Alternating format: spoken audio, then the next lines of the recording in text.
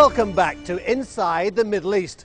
The Arabian Peninsula is the historic heart of Arab civilization, and even further back in history, it's believed the biblical kingdom of Sheba once thrived in what is now Yemen. Yemen's modern-day capital, Sana'a, is famous for its unique architecture and colourful souks, packed inside the ancient and fortified centre. Ben Wiedemann now travels back in time to Old Sana'a.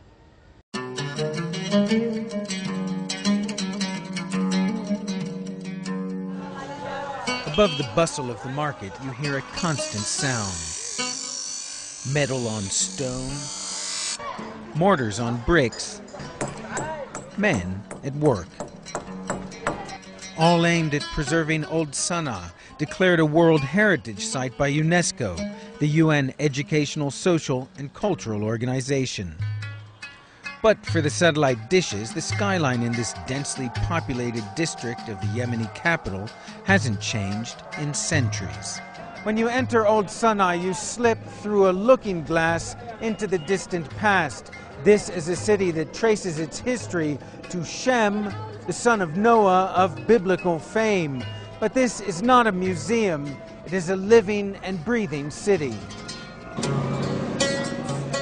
The job of keeping it alive and breathing has fallen to Abdullah Isa, who heads the government body charged with preserving Old Sana'a.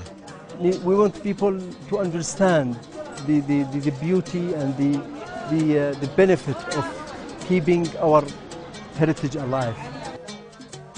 Abdullah took me through the city's alleys, designed to allow two fully packed camels to pass side by side, and opened my eyes to the complexity of the task at hand.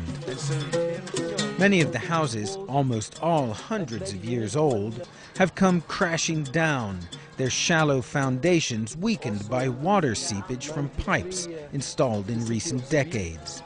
This house, it was very highly affected, so they have to rebuild it again. So they're taking it apart? Yes. And they're numbering all the stones? To return them again.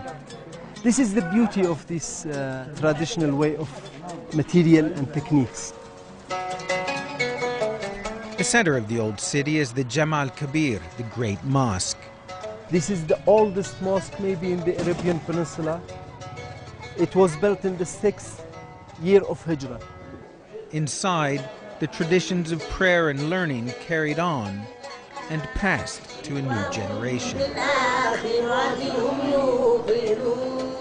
While elsewhere in the mosque, an intense effort is underway to restore this ancient building to its previous glory, including painstaking and precise work to uncover magnificent wood carvings that date back hundreds of years, classic examples of Islamic art. It's a very difficult process, not easy. They use a special kind of material and liquids that can not affect the color, just take the dust and without taking off the colors.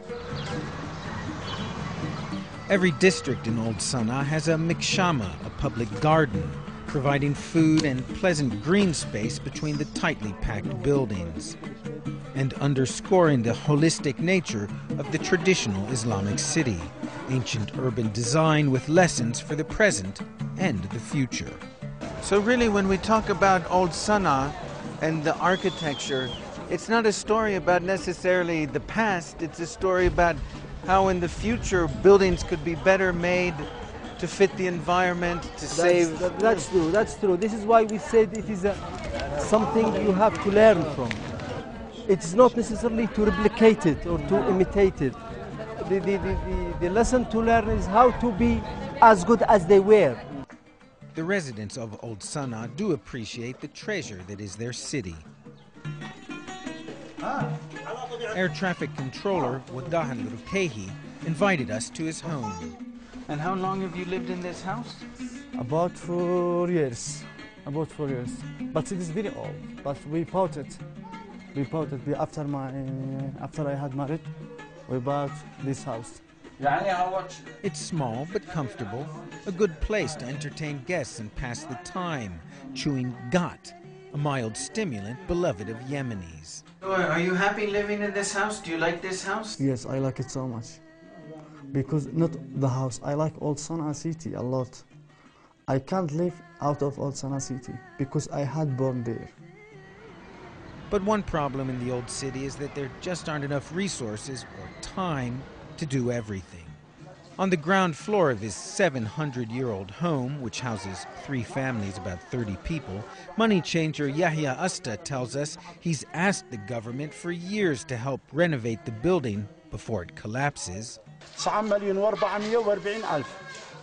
The government, he says, has offered to pay for accommodations for Yahya and his family for 1 month.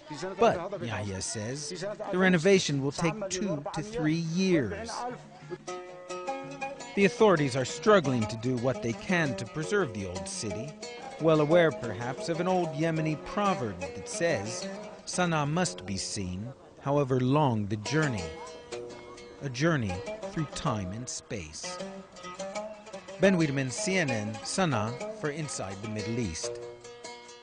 That's it for this edition of Inside the Middle East. If you have any questions or comments, email the show at mideast@cnn.com and check out our website, cnn.com/IME.